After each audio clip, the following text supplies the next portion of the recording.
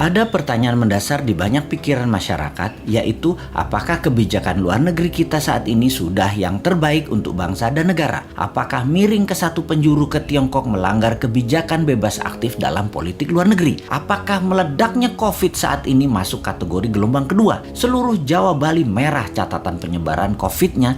Ada apa ini? Apakah karena 2 juta orang mudik lebaran kemarin? Atau ada tangan globalis yang masuk? Menjawab pertanyaan sederhana ini akan menjawab pantaskah jabatan 3 kali dilakukan dengan merubah atau mengamandemen Undang-Undang Dasar. Banyak yang mendukung jabatan 3 kali beliau karena merasa manfaat kehadiran beliau di jabatan tersebut. Namun, partai politik yang masing-masing sudah punya putra mahkota ingin juga sang putra atau putri mahkota menjadi orang nomor 1 atau nomor 2 di Indonesia. Strateginya adalah dukung 3 kali dengan syarat putra mahkota atau putri mahkota jadi orang nomor 2-nya. Kalau tidak, mereka tidak akan mendukung. Tetapi New Mind percaya diri. Walau diubah di amandemen Undang-Undang Dasar tersebut, jadi boleh jabatan presiden 3 kali dan incumbent melaju mencalonkan untuk ketiga kalinya, maka ini menjadi perjuangan menarik antara old mind incumbent versus new mind. Perjuangan melawan yang terbaik adalah kompetisi yang paling menantang. Rasanya kalau ini terjadi, boleh 3 kali pasangan Pak Jokowi Prabowo atau Jokowi Puan adalah posisi incumbent. Dan New Mind dengan PD-nya akan mengatakan, saya lawan, saya maju, saya berminat untuk mengalahkan Old Mind. New Mind posisinya pasti tidak akan ke obor Tiongkok, tidak ke B3W-nya G7. Semua diakomodir, tapi kecil aja, secukupnya. Namun yang mayoritas adalah kekuatan bangsa sendiri. Kekuatan bangsa sendiri artinya sejarah berhutang panjang oleh pakar ekonomi kelas dunia katanya akan berakhir. Produk dalam negeri, domestic direct investment, dan kebijakan produk pengganti impor, anti fossil oil, dan mendukung energi terbarukan, serta baterai akan mendominasi ke depannya. Kita urai sedikit apa yang akan terjadi 4 tahun ke depan di dunia. Dalam pertemuan G7 Juni 11 sampai Juni 13 tahun ini 2021 yang dihadiri 7 kepala negara, di mana yang hadir semua tidak ada yang menggunakan masker, hadir dengan pesawat pribadi masing-masing, akhirnya mendapatkan kesepakatan.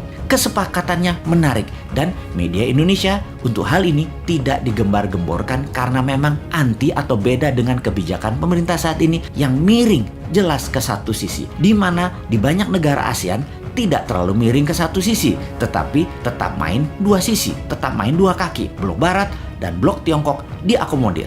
Karena media tidak menyorot, maka ya sudah, New Mind saja yang menyorotinya. Kebijakan G7 tersebut jelas anti BRI atau Belt Road Initiative-nya Beijing, anti strategi Debt Trap Economic Approach kolonialisasi 5.0 yang dijalankan Tiongkok ke luar negeri. Apa kebijakan mereka? Negara G7 ini, yaitu 7 negara besar di luar Rusia dan Tiongkok. Mereka, G7 atau Group of Seven, adalah organisasi 7 negara terbesar di dunia secara per kapita, secara gross domestic bruto. Negara-negara ini adalah Kanada, Prancis, Jerman, Italia, Jepang, Inggris, dan Amerika Serikat. G7 menyumbang hampir 60% dari kekayaan bersih global atau sekitar 317 triliun dolar. 42-46% dari produk domestik bruto atau PDB global dunia.